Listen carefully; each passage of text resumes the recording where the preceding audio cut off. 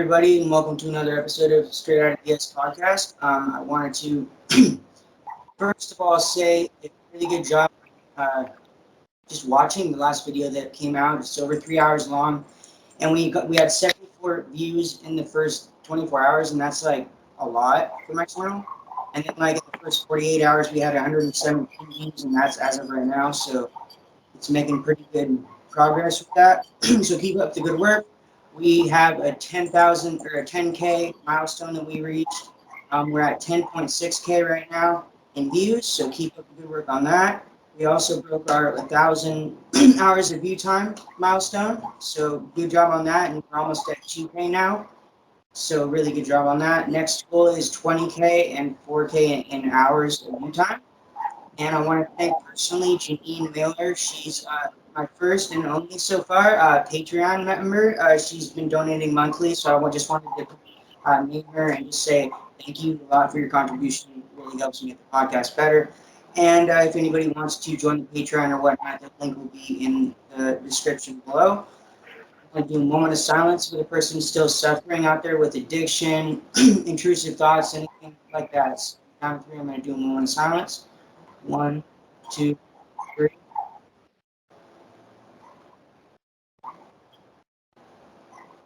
Okay, thank you for that. And I also wanted to restate that if you or anybody you know has an addiction story about like, even if you're in active addiction, as long as you don't come on my show and just like, be nodding off and whatnot. Or if you're a recovered addict or whatnot and you want to share your story, I'm opening that up to be part of this channel too. I'm still going to be obviously doing the survivor stuff, and that's going to be the main focus of the channel. But I thought, me also being a recovered addict as well, I put my story out there, and I just wanted to let you know that those tables are opened up for people to share their story as well, if that's something you're interested in doing. And just keep liking the videos, sharing them, and it helps the algorithm, and I appreciate all of you guys. You're the reason that I do what I do. I just want to give people a platform to share your stories and be heard, and hopefully make some changes. So without further ado, I want to go ahead and introduce my guest for today. So go ahead and introduce yourself and what school you went to.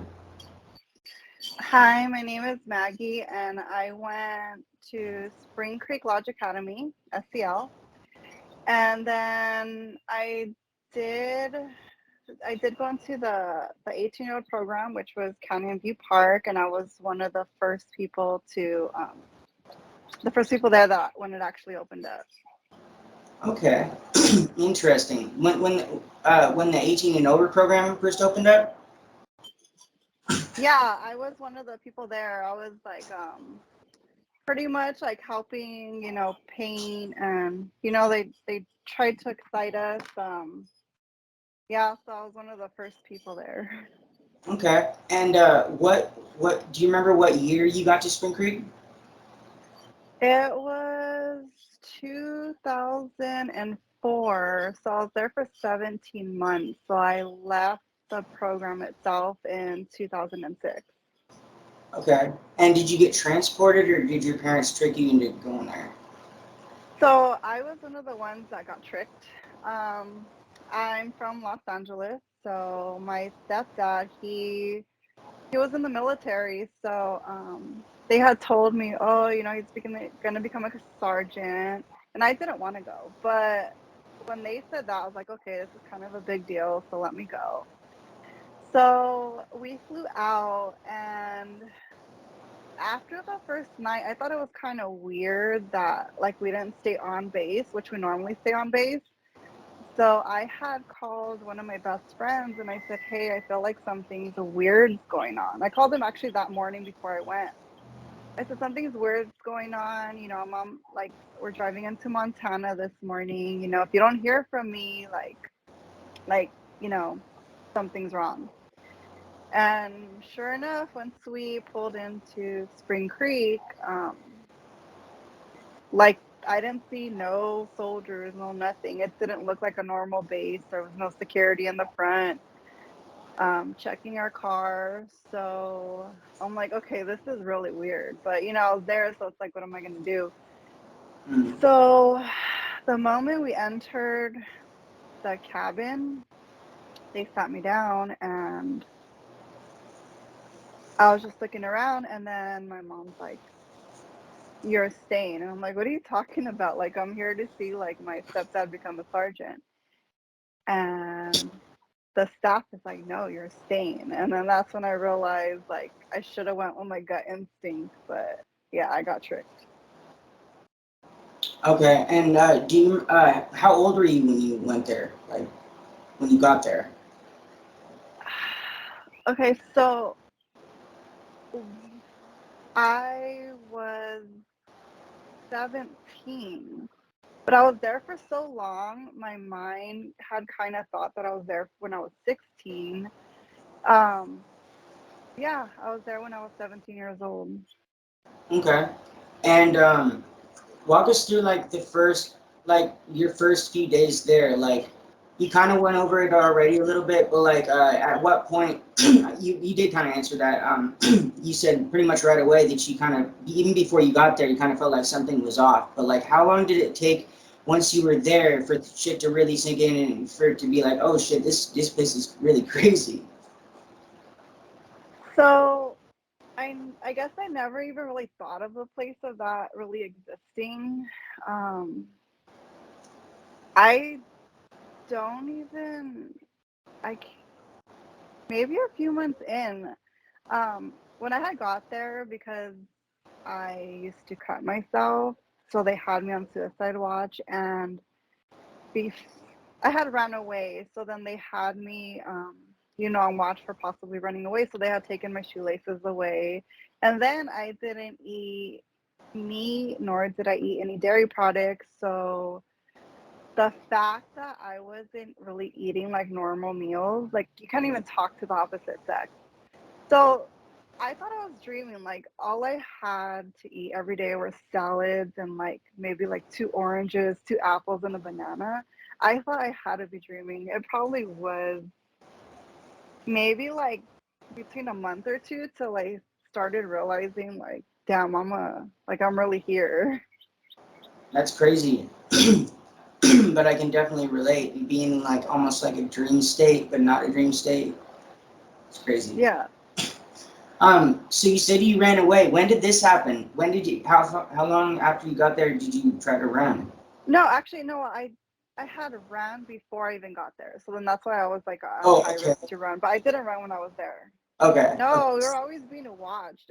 Some girl, I remember, got scared of a deer because she also came from LA and she had never seen a deer before, and she started running, and I seen her like it take a couple steps, and we're always being watched. That like they got her right away, so I knew that I could never run, especially since they took my shoelaces away. There was no possible, and it was December, so I was like falling all the time on that ice. Yeah, it gets brutal there. It gets brutal. Yeah. It's cold and there's tons of snow and tons of ice. Hmm. People don't even know. Um, okay, so they pretty much put you on the suicide risk and the run risk right when you got there. So you didn't get, so you got even less privileges than the average person when you first got there, right? Yeah. Okay, okay. And so, did you work your program, or did you like, were you like rebellious against towards it? Like how? In the beginning, I didn't.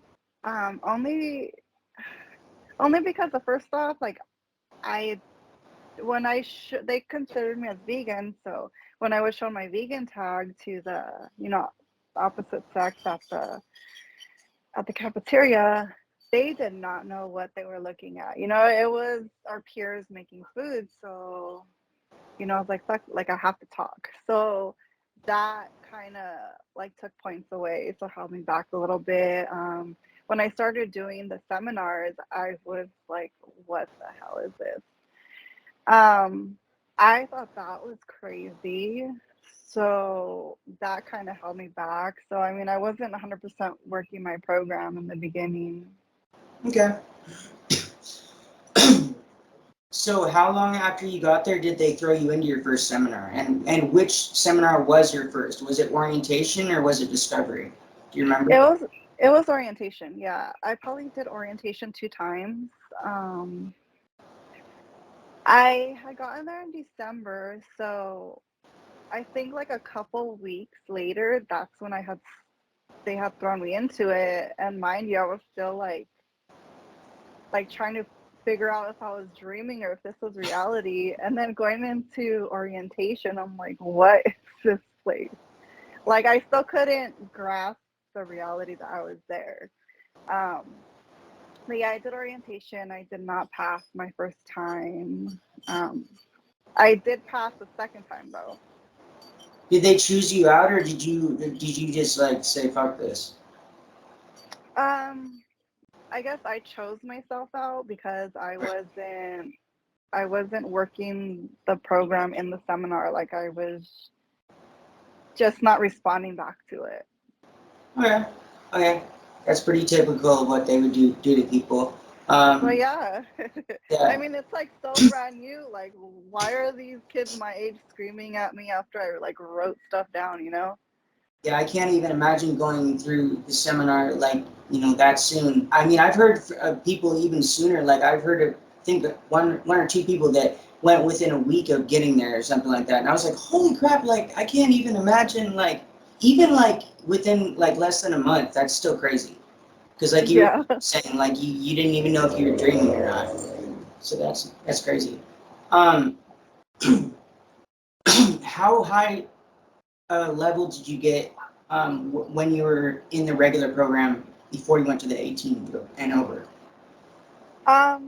I did go on higher levels. I want to say like level 5. Level 5.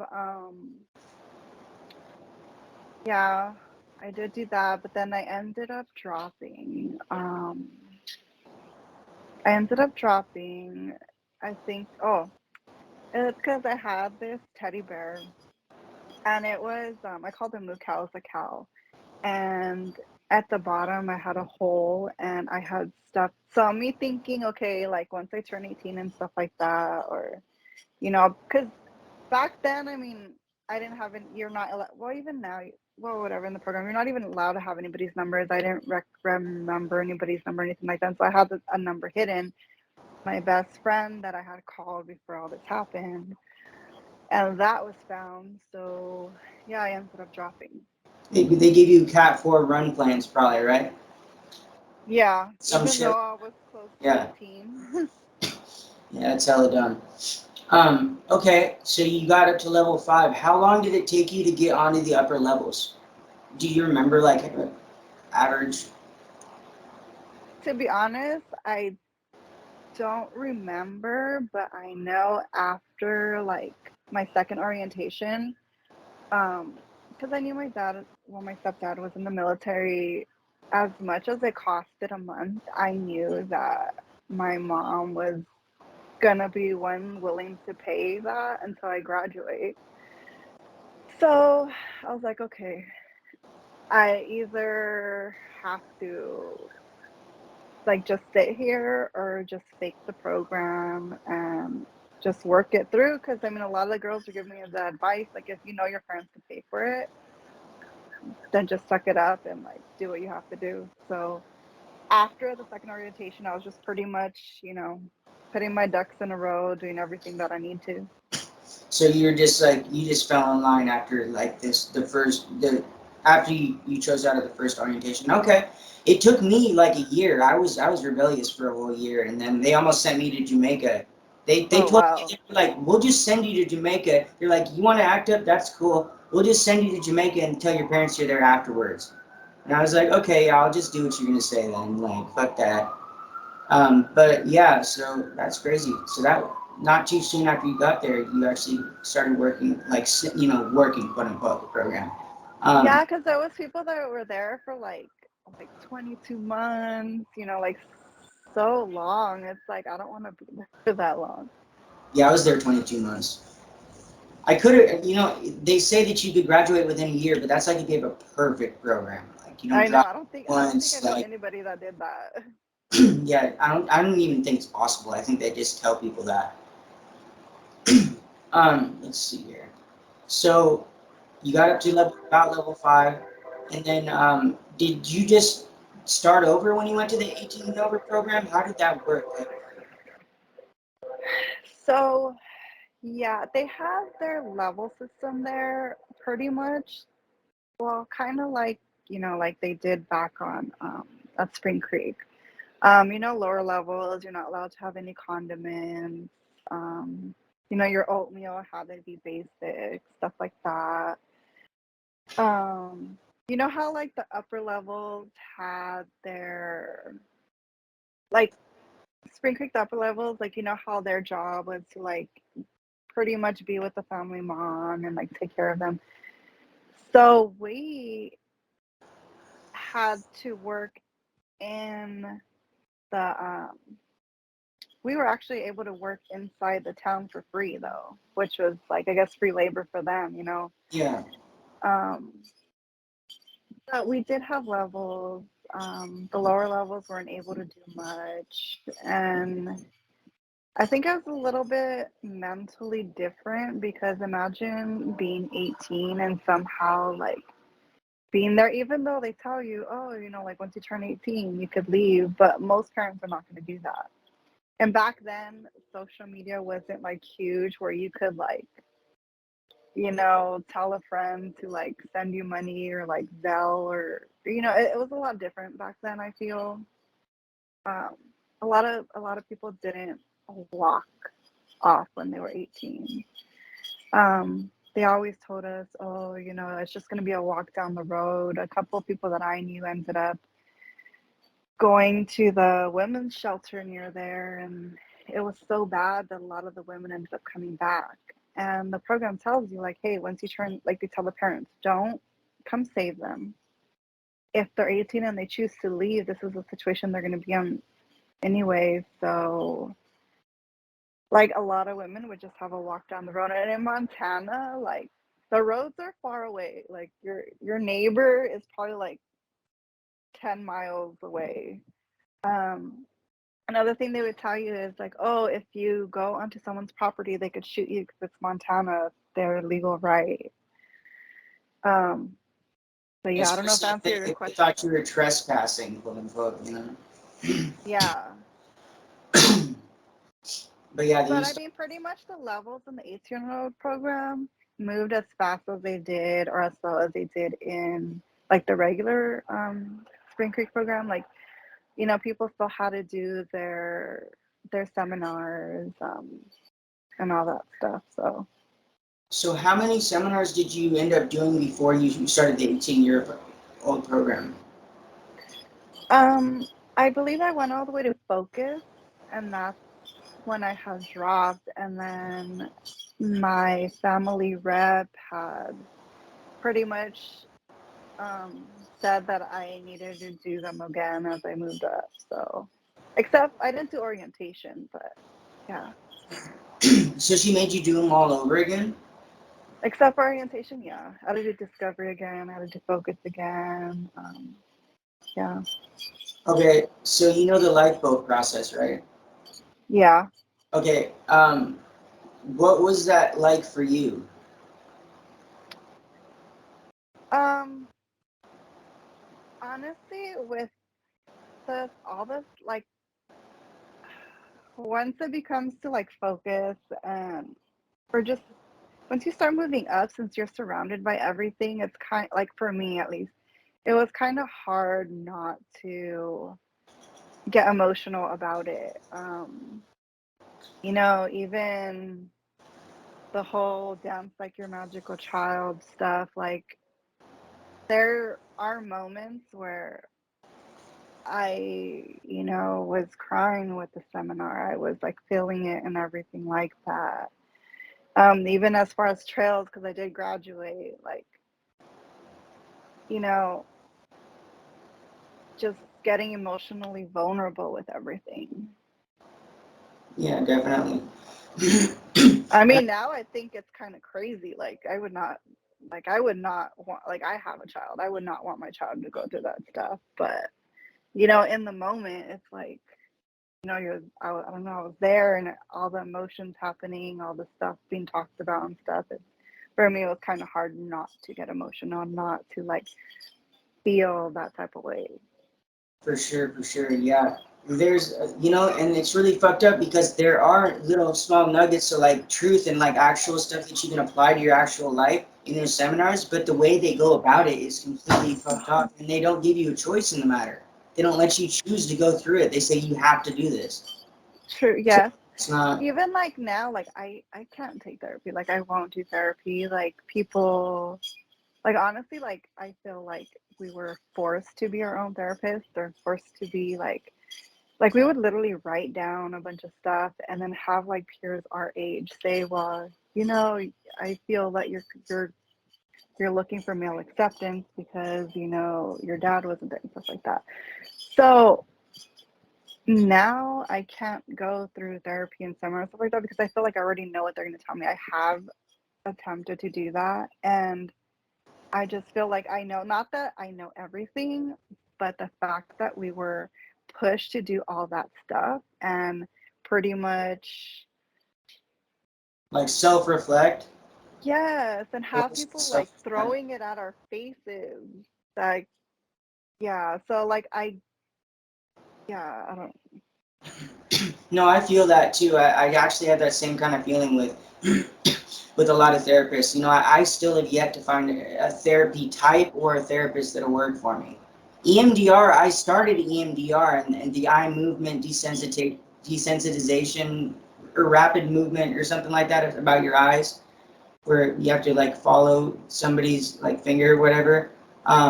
It's crazy, and I think it was working, but then my EMDR my EMDR therapist ended up stopping the profession or Oh, some shit. really? And I was like, oh wow, of course this would happen. So I was just looking for another one. But yeah, I definitely feel you with therapists. Like you don't know everything, but it's like like what tactics they're gonna try and use, and like I've already self-reflected on myself. What are you talking about? I know this, but I still like hate myself or whatever it is. Like I'm still depressed or whatever. Like Mm. so yeah, I definitely understand that. So you graduated. That's interesting. I Thank you. graduated too. I was the last person to graduate from there before it got shut down. Actually, Which one did you go to? Spring Creek Lodge. Oh, okay. Yeah, yeah. Uh, So I went to the same one. The Trail of Lights. What did they do for that? I'm sorry, can you repeat that? The Trail of Lights. What did they do for yours? So by then, okay, so I thought I was gonna die that day. Of course, the whole blindfold, even having to eat blindfold, put your tray blindfold, hike up the Montana hills blindfolded, listening to someone clapping, trusting the person in front of you, like I got all scratched up and everything like that. It felt like the longest day ever, but definitely blindfolded. I don't know if you had to carry a canoe, but I thought I was gonna die in the Montana River because we had to carry a canoe over our heads. So at that point, we can't even hold the person in front of us. Um, I literally thought we were gonna go canoeing down a lake blindfolded, and I think I want to say maybe an hour of carrying that canoe, and I was so tired. Um, then having to do the trust fall, and I'm thinking, oh my god, all these people are blindfolded. Like, you know, I don't know if I would trust catching somebody because I'm blindfolded, but I'm supposed to trust these people. That walking through a log, thinking I hear a stream. Oh my god! If I fall, I'm gonna fall like in like a river or lake or something. It ended up being like this little creek. Um, and then at the end, when it got dark, like going into like this big barn, like where they had like seminars and stuff like that. Um, Getting the box that the parents make with all the memories and stuff like that in there. Oh, not to mention when everybody like on the campus is carrying you across and like down like this little line thing. I had to say I got emotional on that one. But yeah, I think those are like the major points. But I literally thought I was gonna die or like fall in a ditch or fall down a hill. I don't know if yours is similar to that. For mine, there was only 2 people since he was shutting down, so we were literally the last 2 people to graduate. So we didn't think, Wow. and by the time we also graduated, the facility had changed quite a bit. So I don't know like how exactly similar it was. I remember like way back in the day, they used to have people hike up a mountain or something. So did they make you do something like that with the canoe? Because you said that you had to like hike with a Yeah, canoe. Or yeah. So we hiked up a mountain, holding the person in front of us, and the person all the way in the front had to follow someone. Like they had to follow like the clap. Yeah. So we're all like, hopefully the person in front, like if they get hit like with a tree, hopefully like we don't get hit with a tree. Um, so hiking up the mountain, we did not have a canoe, but after the big hike all the way up, then there was like more of like a flat surface, and that's when we're floating a canoe, and all I could hear the whole time was like the river next to us. So just the fear of like, oh my god, I have a canoe, I'm blindfolded, and that's not a good way to, not a good little adventure.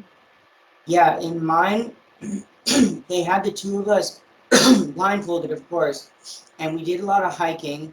I think we had to carry like a few heavy objects. My vision or my memory is like kind of blurry on like bits and pieces of it, but I do also remember they brought us into this room and they had our parents like write letters as if we died or something. Did they have you do something like that?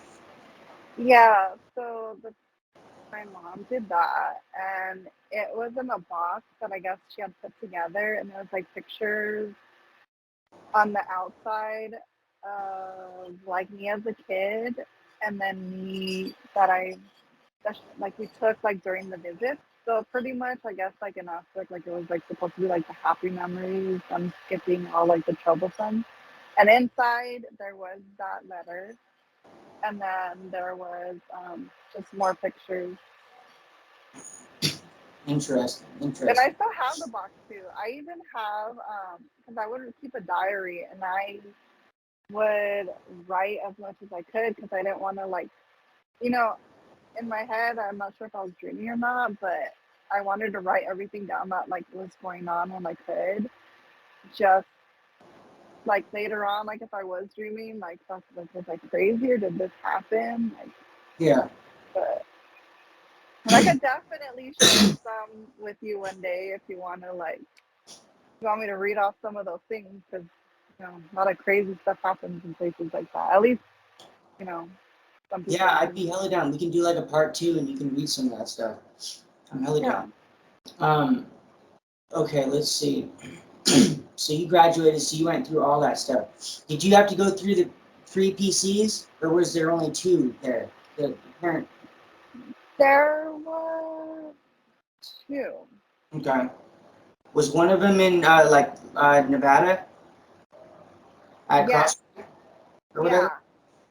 Yeah. Was it And then one C2? of them was actually, was there two or three? I can't even remember. One of them was in Nevada, and then I think one of them was in Utah. Yeah, I think you're right. There was definitely 3 for me. There might I have think been the 3. third one was actually probably graduation, and that's what I'm not. Like. Okay, yeah, that would make sense. That would make sense. Okay, how long after you got there do you remember that you went to PC1, that you first saw your parents like actually physically, or did you have a visit before then? No, I had a visit. No, it was PT1 when I did. I honestly don't remember how long it took. Okay. I know. And how did that feel like? Because remember that part, or did they do that thing where they had like your parents standing across the room and then you're standing across the room and then you had to come like closer and closer and like not hug each other and then like when you got close you had to Yeah, actually. that's the whole mental mind F. Yes, I was bawling my eyes out when that happened. Was it crazy for you? it was because I mean, like in the beginning, you're not allowed to talk to him, and in the beginning, I had to tell them, "Hey, I'm starving," and then the program saying, "Oh, she's lying." And to go from that to like, well, I can't tell them the truth about everything because they're gonna think I'm lying. To like slowly making the writing just about basic stuff. To just, it's weird how like having to not tell them the truth. To just like, just keeping it normal writing because they're watching and reading everything. To it being like just like I felt like kind of like them forcing that relationship, and then like just not being able to talk to anybody at all. Only like having letters, and once in a while like being able to talk to them on the phone. Of course you're like gonna feel emotional. So yeah, All of that definitely I censored. did All of that cry. censored. So still. Yeah, they took my shoelaces away and I was falling all the time. And they're like, oh, she's lying. Or like I didn't eat meat and stuff like that. And they literally, like, for a month gave me nothing but fruits and vegetables. And they gave me, like, lettuce. And they told her that I was lying. So I was trying to leave. And when in reality, like, so then I had to kind of force my diet to change. But yeah, they said I was a liar. Oh wow. That's dumb. Okay, so PC1. When you were there, do you remember anybody running? I know you said something about one of the girls running when you first got there. No, nobody ran, except for the time that girl saw the deer. But I know another time, um, I guess people were talking about it, saying, like there's more more kids and staff, like we can definitely do it. Um, but then they ended up transferring, like they sent them to another location, to Jamaica. So then all of a sudden everybody got scared. So no, but we're watched like 24/7. Like when you're sleeping, you're being watched. Everything. Like Did you go on wilderness, or did you have to go on wilderness? no, Okay, that's good. I went on wilderness. It wasn't really fun. I don't even know what wilderness is. Wilderness is like okay, so they take you up into the mountains and you have to like survive off your own food and like make your own tents and stuff. Oh, It yeah, was like I wasn't there for that. yeah, it was like an outlet, Spring Creek. You had to have like a permission slip from your parents, like old school, going on a fucking field trip type shit. And then, but we're gonna torture your kids up in the mountains. Woo! But You yeah, know, okay. I don't think my mom would have signed off on that because before Spring Creek, she wanted to put me in a program that was like that in California, but I was like kind of hippie at heart, like a tree hugger back in the day. So she's like, no, she'll like it too much. well, it is kind of cool. Not gonna lie, being out in the wilderness, and also you had to solo sometimes, which means you had to be by yourself in the wilderness. You had to like be a certain number of feet away from people on all Oh wow. sides, and like solo camp. Which honestly, it was cool, but it was honestly kind of scary because like, bro, I was like, like 16, 17 years old. Out in the mountains and shit. Like there could be bears out there. There could be anything out there. It was Yeah. scary. So there was that. You said you're a vegetarian while you were there. So did they give you anything for like protein or anything? So I know, because once I got to like the upper levels, I did notice that they do put stuff in the food. Um, so the only additive that they did put was in my oatmeal. Um, so they would try to feed me oatmeal as much aside from like when they didn't have oatmeal, so then they would give me the fruits and vegetables. But I felt like I was kind of forced out of that, like, oh, this is all you're gonna eat unless because I didn't even eat dairy. Um, I wasn't like full on vegan, but I didn't like having to eat any animal products. Um, so I was pretty much starving and I felt like I couldn't do it anymore. So then I did just go onto just a vegetarian diet. And then, I mean, it felt like I was eating healthy, but in reality, I was gaining weight because of all the stuff that they were adding in the food.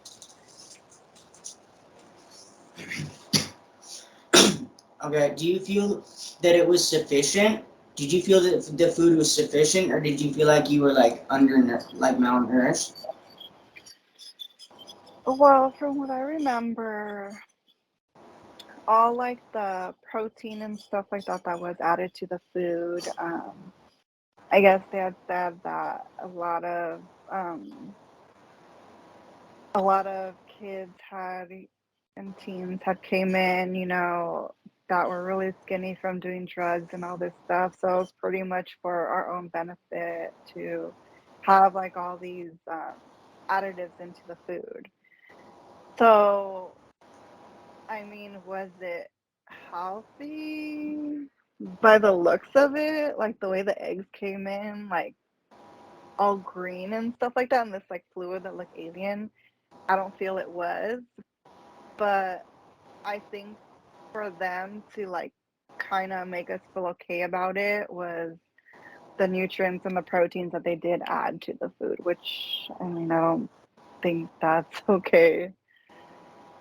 Yeah. It's crazy they even did that in the first place. Did you were you on prescriptions before you went there, or when you got there, did they No. try to drug you up? Because they'll either what I've noticed is they'll either try and drug you up, or they'll take away your medication when you get there.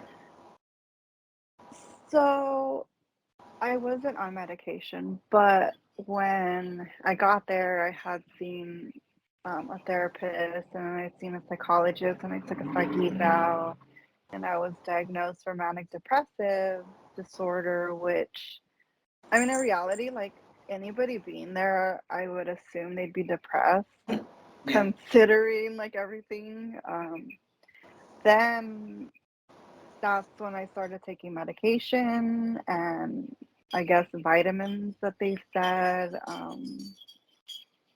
But yeah, I mean, I don't think I knew one person that didn't take something there. Okay. Do you remember seeing or hearing about any staff members doing anything inappropriate with any of the girls in your in uppers or lower level? At the time that I was there, no, but I heard things from the past. But I feel like because I came around the time when someone had passed away, so I feel like things were a little bit strict at the time. Okay. So did you get there? Are you talking about Carly?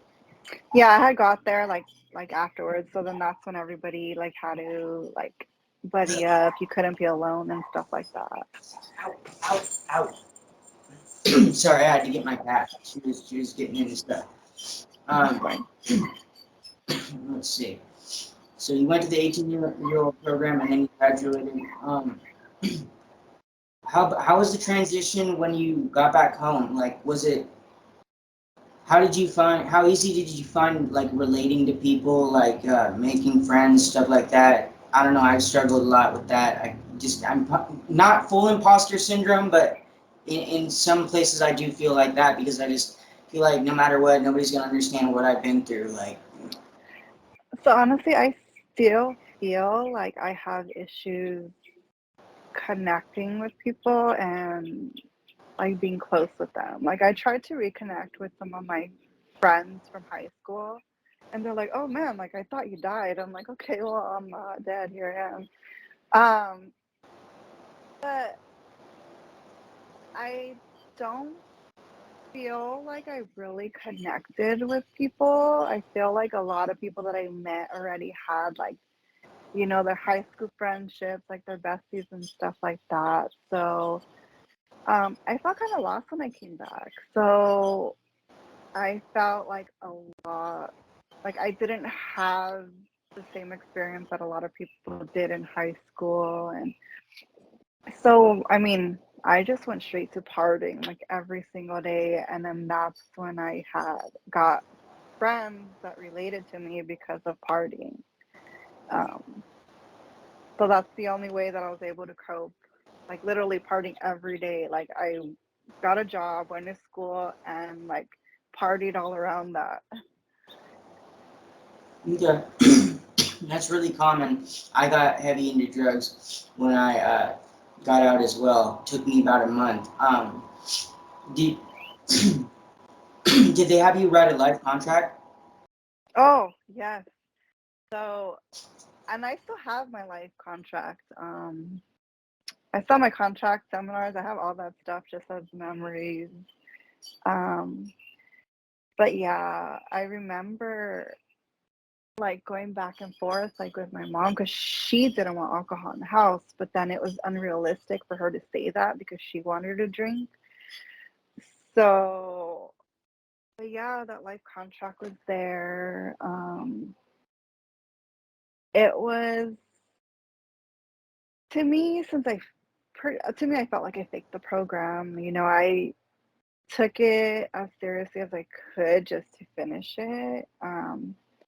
So that's why once I came home, like, okay, I got a job, I went to school, and I was partying in between. So technically, I was like doing good, but you know, there was nothing in the contract that didn't say that I couldn't party. I did have that list of like, you put your friends A, B, C, D, E, F. So I didn't hang out with any of those people because they all moved on. So I had any new friends. So that didn't like go against my contract. So I mean, if I was able to fake it to make it in the program, that's how I felt like I did outside with the life contract. Okay, so how long did you follow the life contract or follow the life contract? Um, Like if you had to guess, it doesn't have to be an exact number. I don't even. I mean, I feel like it just kind of faded away. I don't remember, like, I mean, I think I just did in the beginning and then everything just kind of went with the flow and then it was forgotten. Okay. And while you were in the program, in the 18-year-old program, what was the hardest part about being there and how did you deal with it? The hardest part about being there, I think knowing that I was of age, but being too afraid to leave. Because I've seen people leave and they would drop them off or make them walk down the road. And like, it was so scary that they had to come back. Like everybody I know that left, that came back unless like their parents came to pick them up. So I felt like I was mentally mindfucked. Like I'm old enough to leave, but where am I gonna go? I'm from LA, California. Is like, how do I get there? Um, I feel like that was probably the hardest part. Um, yeah. Oh, that also too. Maybe going into town because we worked in town. And everybody knew who we were, and I don't know if you were in the upper levels and you went in town, like everybody knew who you were. Yeah, like on work projects, yeah. Yeah. Yeah.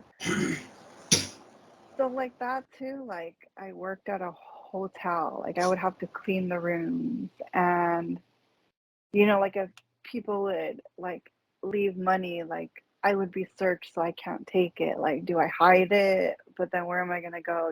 So the whole time in my head, like I can't leave, like I'm stuck. Like what I think that was the hardest part of being like stuck and stranded. And Okay, and how did you deal with it in the program? Like, what was your outlet? Like, because for me, I like wrote lyrics or I like journal. You said a little bit about journaling earlier. Was that your main outlet? So yeah, I continue to journal. I journaled. I pretty much just try to pass the time by. We had journal. Oh, I would try like to. They had AA. I took AA. There was a pastor from the local church, so I try to join the church. I'm not religious, but like if I could go to a meeting, it's better than doing nothing. If it's volunteering to, make food, okay, I'm gonna, volunteer for a kitchen because, make the time go by faster. So anything that I was able to do to like not just sit there, like I was trying to Okay. Sorry. Upper level family name. Like what upper level were you in when you got onto the upper levels? Because I believe when I was there was Dream and there was Passion. No, wasn't no, it wasn't Passion. It was Dream and Hope, I think. do. So when I first got there, I was in Destiny. Okay. Destiny, and then I went to Dream. Oh my God, you're in Dream family? Okay, I'm Dream. Awesome. Awesome. Um, let's see here. Did you ever have that like that festival, not festival thing, that like during the summer they had this there was a talent show and then there was like do you know what I'm talking about? Yeah, and like they had like different games going on and stuff like that. Yeah. I didn't care for that. Yeah. Just like, okay, yeah, you're gonna give us these privileges. Okay. Okay, what was the worst part about, or yeah, you already answered that. Do you have any fond memories of being there or was it all like negative for you? Honestly, like I know I don't talk to everybody that I was there with, but the friendships that I made there, I think that's like the only thing that got me through that place. Like I don't think I can find that bond, that closeness, that that friendship that I had there with, like some of these people that I made there. Even when I went to the PCs, like I wasn't able to talk to the opposite sex, but knowing that they went through the same stuff and at the end, like I've always seen them and stuff. And then at the end, like, you know, when you were able to give them a hug because, you graduated the program and stuff like that, just that closeness. And even like talking to them afterwards, feeling like we've been through the same thing, feeling like we've always had a friendship, even though we probably have never talked to each other before any of like the PCs. So I think that's probably my best memory. I mean, it's not like one specific memory, but yeah, I think the friendships that I've made there. Did you staff any seminars? I did. Okay. What was your experience of staffing? Did you like it? Did you not like it? I wasn't crazy about it, but my mind at that time was like, it's just something I have to do to, kind of graduate to get out of here. But I was always try to advise them, like, just do it, just get through it, do what you have to do. It's on you to make this place longer or shorter. Yeah, I do my best to try and coach people. um, let's see. Um, let me think. Okay, what was like when you got out of the program? What do you think you struggle with the most since the program? Like you said something about like being able to relate to people. Is there anything else that you struggle with? No, I think just friendships in general. I don't know if I'm just like I don't know. Honestly, it's really hard for me to like make friends, closeness. As I don't know if I'm just like comparing it to the friends that I've had there. But also I don't know. I can't seem to stop thinking about the program. Like just randomly, I'll be driving and it's like, fuck, I hated that place. Or I'll be driving or like walking somewhere. It's like even when it's cold, like I hate being cold. When it gets cold, the program comes back in my head, and I think when I'm on lower levels and I'm at the bottom bunk, so I had to take, or I'm at the top bunk, so I had to take the morning showers, and it was December, like when it's the coldest, and you can't blow dry your hair, so practically your hair freezes. So just like little things like that take me back there. And then depending on like what memory I have, like sometimes I let it like make my day. It's like, oh, Montana, okay. I think of this memory and it's like, okay, like I was in a good mood and then all of a sudden it's like, I'm in an okay mood. So I think that's something that I still struggle with. Okay. Did you read any good books while you were there? Or did they let you have library privileges while you were there? No, I think the only books that I was reading were like the basic books, like the four, that book with like the leaf on it. I forgot what it's called. And it has like, it's like a leaf from like the fall. It's like an orange leaf or something like that. I can't remember it. That's a book I read there. I read A Bright Red Scream, pretty much talking about like how people struggle with cutting and stuff like that, and like how they overcame it. But nothing like super exciting. I did love reading poetry books, so if I was able to, I would read poetry books. I think in my journal I have a couple poems that I came across and I wrote down, but nothing like super exciting that I could remember. That's awesome. I'm a musician and a poet, so Okay. yeah, I love that kind of stuff. It's awesome. Um, okay. Um, well, how was life for you after you got out of the program? Like, you kind of already answered it, but like, um, were you able to like get a job right away and like did you have any like major struggles after you got out of the program, or were you able to like land kind of like somewhat successfully outside the program?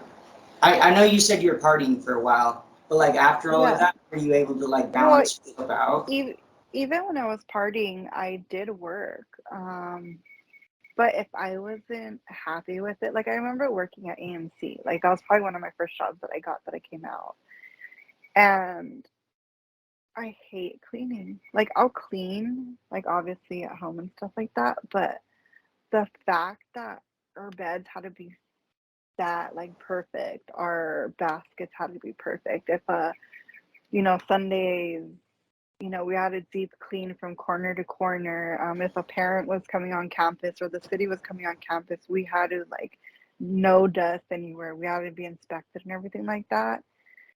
Like when I had the AMC job and I started off concession stand and stuff like that. And then I had to clean, I quit. I'm like, no, no one's gonna force me to clean. I'm not getting paid for this. Um, so finding a job was easy. It just I had to after that I had to really think like, well, what is this job gonna have me do? Because I'm not gonna do something that, you know, because it was like I just had came out of the program. I didn't want like something to trigger me again. So I mean, it was pretty easy after I realized small stuff like that. But yeah. Okay. Well, do want to do a part two with you, and you can just share some of the stuff that you wrote down and whatnot. Anything that you want to share, that'd be cool. Um, if you could go back in a time machine and not go through that place, would you do it, and why? Yeah, see, like I don't know how many times I've thought about that. Like you know, if I didn't do some of the things or if I didn't go that day, like, you know, or if I knew I was gonna go there, like would I decide differently? Like obviously I wouldn't want to go there. I wouldn't want to go back. I don't want to like have the choice of putting myself in that position. So I don't think I would, but I the only thing that I can say that I do cherish are the friendships.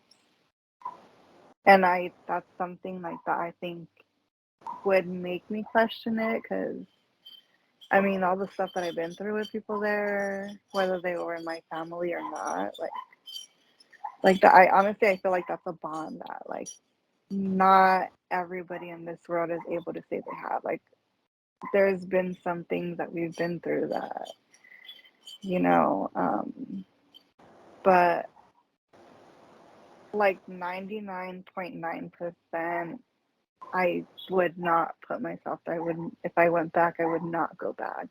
But that one small percent is only having to do with the friendships and then the things that I went with, like through with those people. I would agree with that. Yeah, the friendships I made there were bar none. Because you just see each other, like I'm sorry? you just see you just see all of the person, all of who those people are. Like you see everything, you know. Like so, there's Yeah. no secrets. Like you guys know each other, like for real, when you're in the program, and then you still like each other, love each other, you know. So Yeah, it's just like a different bond. And that's, I don't know if it's like hard for me to make friends afterwards because I don't know if I can have that same bond with a person, you know? I feel like I was stripped down to like my core to force myself to like hit the floor with a towel or, you know, like be in a room all day sitting in a square, like, or in a room with a mattress on the floor for like, I don't know how many days. Like there's just things that someone goes through, like you don't even have to talk about it, but other people can relate to you or other people know that what you've been through. Like I tell some people about what I've been through and they're like, "Oh my God, like that should be a movie." I'm like, "Well, I'm pretty sure there's movies that are already made." Or some people like are surprised that something like that's even real. that it could happen And in the United States, yeah, yeah. it's crazy. So yeah, I would definitely love to have a part two. I mean, I have my journal. I have like I think two of them. And then I have my oh, and then I have a bunch of pictures that I don't even know if I can, but I always like I try to post them randomly on my Facebook. I do have my life. Well, like any seminar stuff, like I have all that. Not that like oh my God, like I want to reminisce, but I just sometimes like to look at it just to remind myself that that was real. Like that was not fake what I went through. Yeah, yeah, for real. I have a bunch of seminar stuff too. I have a huge binder full of all my seminar stuff. Yeah, there's a lot of stuff in there. Life story and all that. What was your stretch? Was that the It's like dance the like one. a It's like the one where they assign you a like for me it was Ricky Martin, Living La Vida Loca. Yeah, mine was the Cyndi Lauper song. Okay, okay. I can't even think of it right now, but the Cyndi Lauper song. And I remember putting these heels on and I was dancing and like at first I was so nervous because like obviously like everybody's staring at you. And then I just remember like I can't dance in these heels, like forget these heels. So then I just kick them off and then I start dancing and I'm just like forget this, like I'm gonna close my eyes. And then I just start dancing and like I don't care and all of a sudden I start hearing like people clapping and like "Woo," and like I don't know if it was for me or whoever it was. I didn't care at that time. Um I mean I guess in that moment it was cool, Yeah, but I mean I still think it's kind of like mentally like weird. Yeah, it is. It's very weird. It is very weird, peculiar, and definitely sketch. But I do have to say, whenever I hear seminar songs or like that song where when you hear it, you have to sit down. Like, Oh, 2001 Space Odyssey. Yeah. yes, I can't. Like, I have to change it or like I have to leave. Like, no, thank you. Because I just rather not. If I have a choice not to listen to it, I'm not going to. Yeah, there's definitely a lot of songs that I can't listen to. Are you going to Survivor Prom? Because I know you were saying that I got to go for Yes, prom. I am. I am. I mean, I'm in LA. How can I not? Yeah, hell yeah. I will be there for sure. So Yeah. we shall see each other. That would be cool. Um, all right. Well, I don't really think I have any more questions for you. If you have anything else to add, you can add it. Okay. So, I don't think so right now, but okay. Well, you have a wonderful night, and thank you so much for coming on the show. And if you've watched this far in this episode, please like the video and share it and comment and all that good stuff. Really helps the algorithm. And as always, have a wonderful night. and thanks for having me. Yeah, no problem. Peace.